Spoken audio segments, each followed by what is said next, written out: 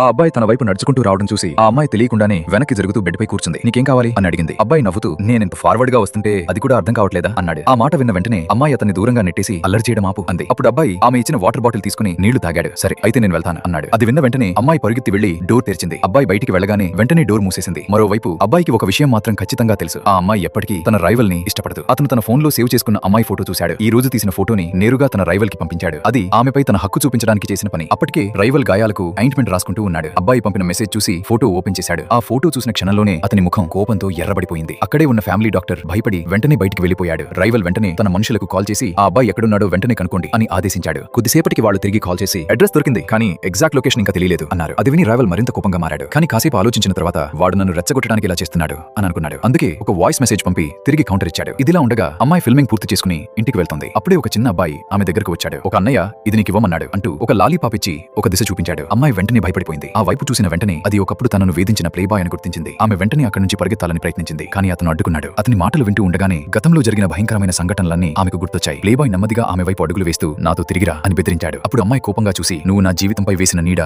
ఎప్పటికీ చెరగదు అంది. ఆ మాట విన్న వెంటనే అతని చేతిలో ఉన్న లాలీపాప్ కింద పడిపోయింది. అతను చిన్నగా నవ్వి నేను చేసిన తప్పులన్నింటికీ పరిహారం చేస్తాను అన్నాడు. కానీ అమ్మాయి మాత్రం ఒక్క క్షణం కూడా ఆగలేదు. నేరుగా అతనికి తన్నింది. నీకు సిగ్గు అనేదే లేదా అంటూ అరిచింది. అంతే, అక్కడి నుంచి పరిగెత్తుకుంటూ పారిపోయింది.